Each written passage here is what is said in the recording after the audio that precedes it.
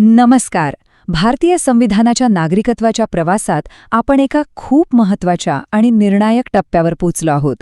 आज आपण त्या शेवटच्या तरतुदीबद्दल बोलणार आहोत, जी नागरिकत्वाची व्याख्या पूर्ण करते आणि भारताच्या सीमांच्याही पलीकडे पोहोचते. पण मग एक प्रश्न उभा राहिला, एक मोठा प्रश्न. जे भारतीय वंशाचे लोक भारताच्या सीमांपलीकडे राहत होते, त्यांचं काय? त्यांच्या नागरिकत्वाचं काय? आपल्या संविधानाने या प्रश्नाचं उत्तर दिलं का?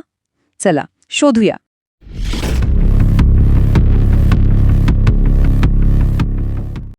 आता याचं उत्तर शोधायचं असेल ना, तर आपल्याला थोडंसं मागे फिरावं लागेल.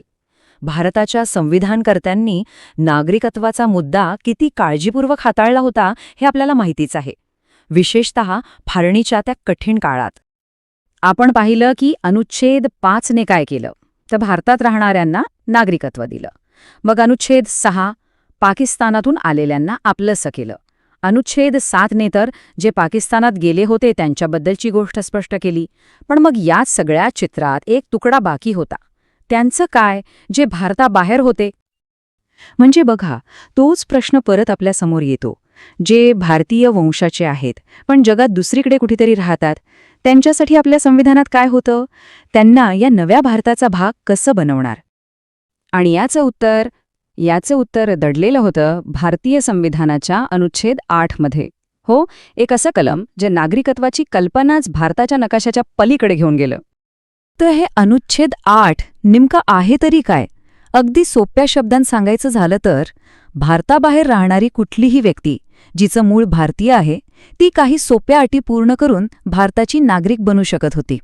आणि हे खूपच महत्त्वाचं आहे, कारण हे दाखवतं की भारत म्हणजे फक्त जमीन नाहीये, तर आपल्या माणसांशी असलेलं एक नातं आहे.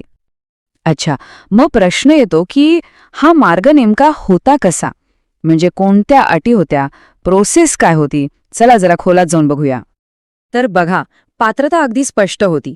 पहिली गोष्ट, ती व्यक्ती परदेशात राहायला हवी.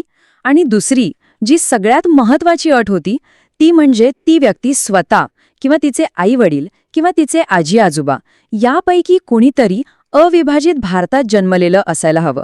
म्हणजे काय, तर भारताशी असलेलं रक्ताचं नातं, तुमचं मूळ, ते महत्त्वाचं होतं. ओके, तर पात्रता कळली, पण मग याची कायदेशीर प्रोसेस कशी होती? खरं तर एकदम सोपी होती. फक्त 3 पायऱ्या. पहिली, त्या व्यक्तीला स्वतःहून एक अर्ज करावा लागायचा. दुसरी, हा अर्ज घेऊन त्या देशातल्या आपल्या भारतीय दूतावासात किंवा कॉन्स्युलेटमध्ये जाऊन नोंदणी करायची.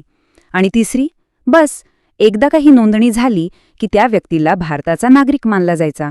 झालं. इथे ना एक खूप इंटरेस्टिंग गोष्ट आहे. फक्त भारतीय वंशाचे आहोत किंवा मनात भारताविषयी प्रेम आहे इतकं पुरेसं नव्हतं. नागरिकत्वाचा हक्क मिळवण्यासाठी ती कायदेशीर प्रोसेस पूर्ण करणं बंधनकारक होतं. म्हणजे बघा, भावना आणि कायदा या दोघांचा किती मस्त समतोल साधलाय. पण आपण जरा ह्या कायद्याच्या पलीकडे जाऊन विचार करूया का? ह्यामागे आपल्या संविधानकर्त्यांची भावना काय असेल? त्यांनी हा अनुच्छेद का बरं टाकला असेल संविधानात? काय विचार असेल या सगळ्यामागे? आणि मला वाटतं त्या भावनेचं सारनं या एका वाक्यात आहे. आपल्या संविधानकर्त्यांना हे पक्क माहीत होतं की भारताची माणसं जगभर पसरली आहेत. आणि अनुच्छेद 8 मधून त्यांनी एकच स्पष्ट संदेश दिला: भारत आणि त्याच्या लोकांचं नातं हे नकाशावरच्या रेषांनी बांधलेलं नाहीये, ते एक अतूट बंधन आहे. पण मग आज याचं महत्त्व काय? बरोबर आहे, काळानुसार नागरिकत्वाचे नियम बदललेत, नवीन कायदे आलेत. पण अनुच्छेद 8च्या मागची जी मूळ भावना आहे ना, तो आत्मा, तो आजही तितकाच जिवंत आहे. तो आपल्याला सतत आठवण करून देतो की भारताचं आपल्या लोकांशी असलेलं नातं किती घट्ट आणि सीमेपलीकडचं आहे. म्हणजेच अनुच्छेद 8 हा नागरिकत्वाच्या त्या सुरुवातीच्या प्रवासाचा जणू एक परिपूर्ण शेवट होता. एक असा शेवट जो जितका भावनिक होता तितकाच लॉजिकल सुद्धा. यातून एकच गोष्ट समोर येते की आपल्या संविधानाने जन्म, वास्तव्य आणि सगळ्यात महत्त्वाचं म्हणजे नात्यांना किती जपलं आहे. आणि जाता जाता एक विचार मनात येतोय, नागरिकत्व म्हणजे नक्की काय असतं? फक्त एक कायदेशीर ओळख की त्या पलीकडेही काहीतरी?